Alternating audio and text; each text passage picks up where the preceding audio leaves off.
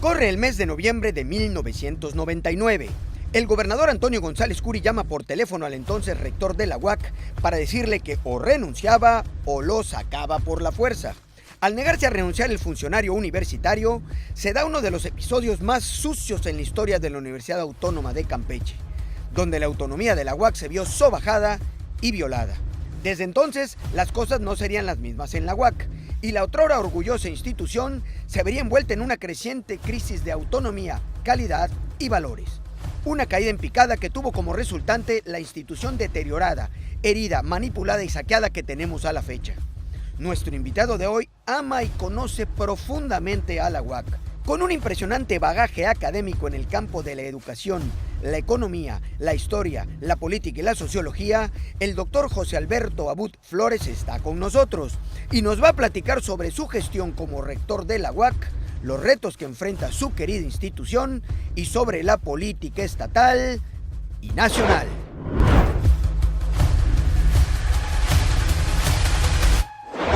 José Alberto, ¿existe la noción de que la Universidad Autónoma de Campeche solamente tiene de autónoma el nombre?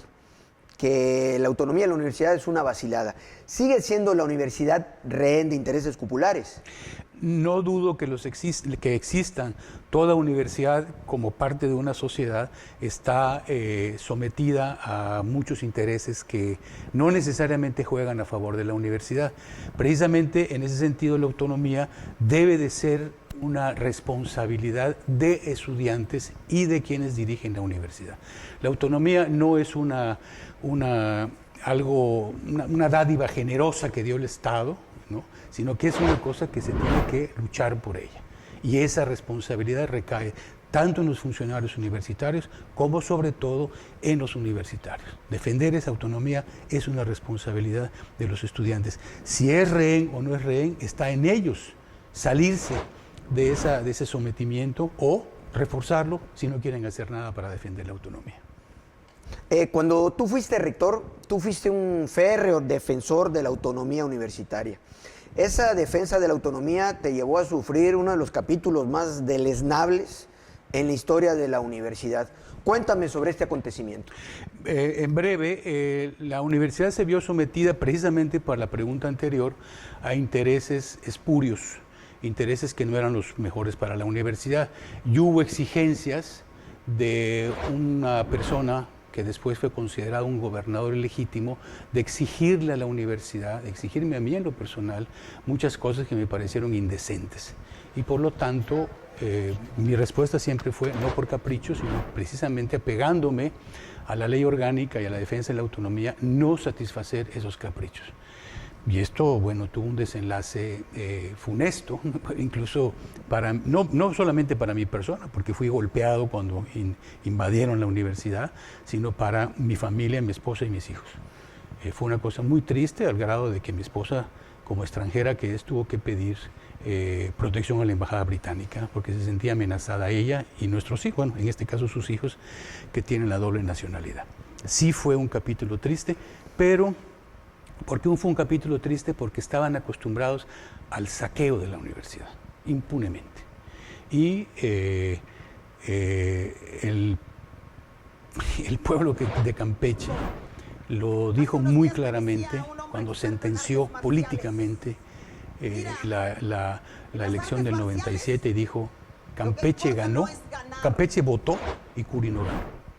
Entonces, ese es uno de los capítulos más tristes de la universidad, sí, en efecto, porque a raíz de eso, no sé si lo sabes, la Asociación Nacional de Universidades e Instituciones de Educación Superior, que agrupa a todas las universidades del país, públicas y privadas, rompió relaciones con la universidad desde octubre del 99 hasta mayo, abril, si no mal recuerdo, abril-mayo del 2000. Rompió relaciones con ellos. Y eso significa que la universidad se convirtió en una isla, en un mar perdido. Fue hasta esa época en que hay una nueva elección, hay un nuevo rector y se reanudan las relaciones de todas las universidades del país, públicas y privadas, con la Universidad de Campeche. O sea, hubo un ostracismo total hacia la UAC. Es que fue un acto que atropelló los principios no solamente de la autonomía universitaria en términos generales, en términos genéricos, sino específicamente un atropello a lo que la propia asociación, la ANUYES, defiende a sus agremiados. Entonces la única manera de parar esto fue simplemente hacerla a un lado, darle precisamente el estatus de ostra.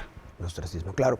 Existe la noción, mucha gente piensa que la universidad ha sido por muchos años la caja chica o el cajero del gobierno y por ende del PRI. ¿Es correcta esta aseveración? Y así fue, por eso precisamente fue uno de los capítulos más tristes, porque yo me negué a seguir esas exigencias indecentes, lo que yo lo llamo exigencias indecentes. Precisamente eso fue. Entonces esto desencadena una serie de eventos que afectan a la universidad en muchos campos. En todos los campos. Tuve la fortuna de decir en su oportunidad, en uno de mis informes de gobierno, que la universidad estaba siendo muy golpeada por elementos no universitarios, que aunque se decían tener un título universitario, no eran universitarios porque estaban agrediendo. Si en lo personal o en lo particular esta universidad no fue su casa de estudios, eso no significa que la universalidad de la universidad no sea precisamente eso, universalidad. Una universidad es en todos lados mi casa de estudios. Y esos universitarios que se decían ser universitarios por tener un título universitario, no respetaban a esta universidad. Simplemente por el hecho de ser campechanos debieron haberlo hecho. Claro, y obviamente estos elementos no universitarios te refieres entre ellos obviamente al brazo ejecutor de entonces Antonio González Curi, que fue Alejandro Moreno Cárdenas, que fue uno de los que estuvieron ahí metidos. Me refiero a los dos, pero son gente que, te lo digo honestamente, Joaquín, no son personas que ni la ciudadanía ni este espacio con que me has regalado esta oportunidad merezcan la pena mencionarlos. Contaminan este espacio, contaminan a la ciudadanía, y yo creo que la ciudadanía ya sabe. Dos sentencias, una bíblica y una política. La bíblica, por su fruto los conocerás. Y la gente de Campeche, el colectivo social campechano, los conoce. Y la segunda, la sentencia política. Campeche votó y Curi no ganó. Ahí está dicho todo. Ya. También se dice, se palpa, que hay una degradación en la calidad educativa de la universidad.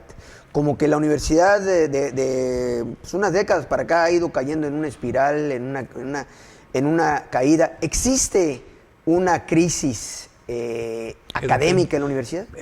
Yo no diría que solamente en la universidad y en esta universidad en lo particular. Creo que es una espiral decadente desde que se ha relajado la disciplina la disciplina educativa en todos los niveles, desde los niveles básicos hasta la educación superior. Hay una serie de complicidades entre profesores, entre estudiantes, entre autoridades educativas para relajar esa disciplina, hacerlo más cómodo para que los estudiantes salgan preparados para enfrentar la vida. La vida no es fácil, la vida no es equilibrada, la vida es desequilibrio. Pasando a otros temas, hace un momento hablabas tú de que pues todo este tema de la corrupción, todo este tema de los malos manejos se refleja en las urnas. El PRI ahorita está cursando por una crisis como no la ha tenido nunca. ¿Sí? ¿El PRI es un elemento condenado a la extinción? ¿Cómo los ves para las próximas elecciones? El sistema político mexicano, desde el 29, cuando se funda el Partido Nacional Revolucionario, inicia una carrera sui generis, muy peculiar. Claro, obviamente protegido bajo el hombre fuerte en esa época, el general Calles. Inicia como un conglomerado de todos los generales que habían hecho la revolución, que no se podían poner de acuerdo, y a él se le ocurre, bueno, a él y al general Obregón, que ya había sido asesinado, la idea de formar un partido, pero no un partido de cuates, no un partido de gente resentida o que quería participar en política, y la única manera de hacerlo, ya no a través de las armas, era a través de la política que instauraba el hombre fuerte. Ese mecanismo funcionó exactamente a lo largo de todos los periodos que atravesó el PNR, PRM y PRI. ¿Okay? No es un partido realmente que sea un partido de ciudadanos convencidos, sino de ciudadanos que quieren obtener un premio a través de un desempeño o de una carrera, entre comillas, política. En ese sentido, está condenado a la extinción, porque hay muy pocos, no dudo que hayan 3 o 4 o 5 o 5,000 o 50,000 que estén verdaderamente convencidos, pero la mayoría es por conveniencia. Es que es un sistema cortesano, ¿no? Es un sistema cortesano. Bueno, de hecho así era, ¿no? Por eso el comentario que se hace un rato, el que no tranza no avanza, y no me pongas donde hay, como decían, no me des, ponme donde hay. ¿Sí? Era un consentimiento absoluto, ¿no? Eran relaciones de clientela y la gente se acercaba ahí por conveniencia. Y toda esta glorificación de la corrupción. Y todo. Claro, ¿no? Y no solamente eso, sino la incapacidad, como en su oportunidad la sufrió el licenciado López Portillo cuando el boom petrolero aquí de nuestra zona campechana del 78-79, cuando decía a voz en cuello tenemos que saber administrar la abundancia, decía, ¿no? Y pues ya sabemos dónde está la abundancia. Todo lo que pasó, ¿no?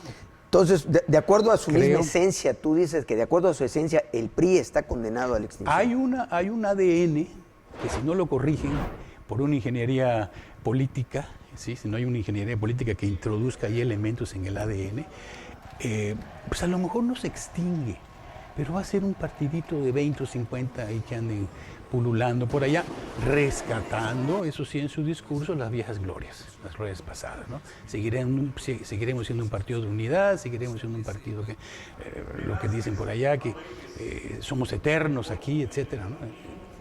Pero si no, y es muy difícil, porque tienes que hacer un partido de gente convencida, no de relaciones de clientela. Claro. Tienes que ser un partido convencido. Si no sucede eso, yo creo que es un partido que no va a dar la batalla, la pelea en los próximos comicios. En cuanto al partido en el poder, Morena, parece que va en caballo de Hacienda. ¿Morena gana con cualquier candidato? No estaría tan seguro. Morena, como se dejó ver en las elecciones del 18, es un partido que votó un poco a la elección del 2000 con Fox. Estamos hartos de esta situación, el electorado de la nación, ¿sí? El conglomerado social, político de la nación dijo, estamos hartos del PRI, vamos a votar por una opción que era en ese momento Fox y el PAN. Bueno, Fox era un candidato muy simpático, ¿no? Pero como para la presidencia no era. Pero en fin, lo mismo pasó con López Obrador, con la característica de que López Obrador sí era una persona que, como todos sabemos, no solamente recorrió el país, sino que tenía y tiene un respaldo ciudadano, porque es una persona, en el término weberiano, carismática. ¿Sí? Es una persona carismática y se lo ganó porque tenía que estar trabajando durante los 18 años, o no, que fueron 12 de su campaña después de estar en el DF, y es una persona que supo llegar al electorado.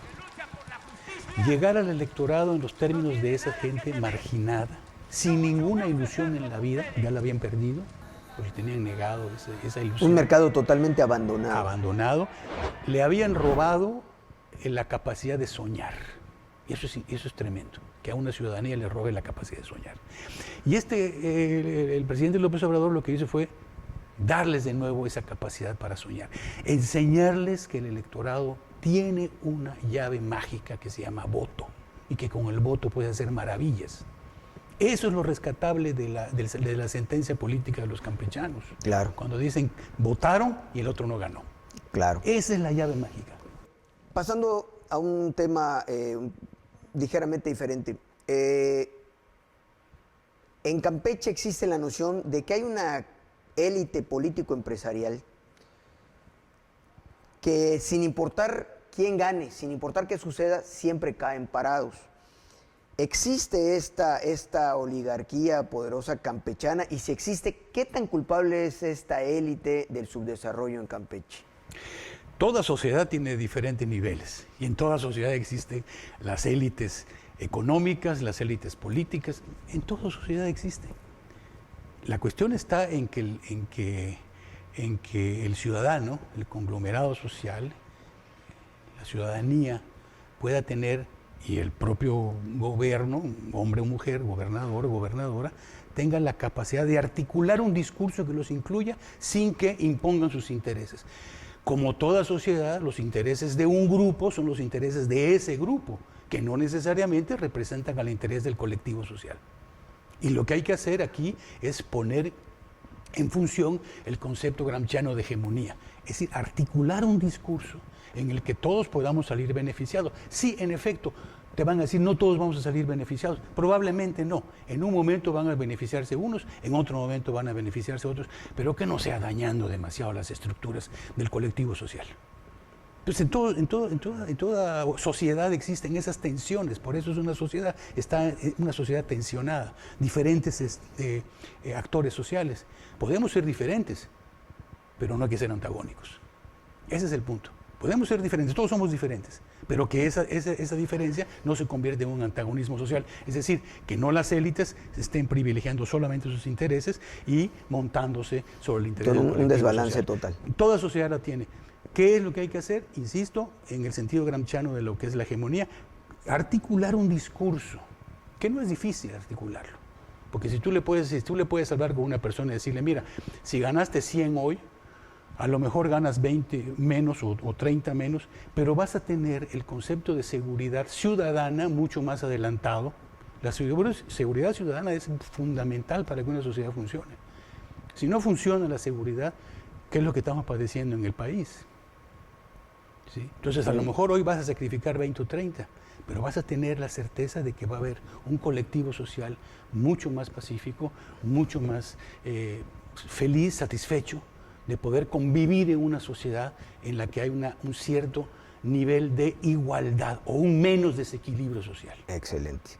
Muy bien, pues José Alberto, muchas gracias por estar aquí. No, gracias a y ustedes. Te deseamos mucha suerte. Ojalá, para llegar, como dijo el poeta, con todos y a tiempo. Excelente. Órale.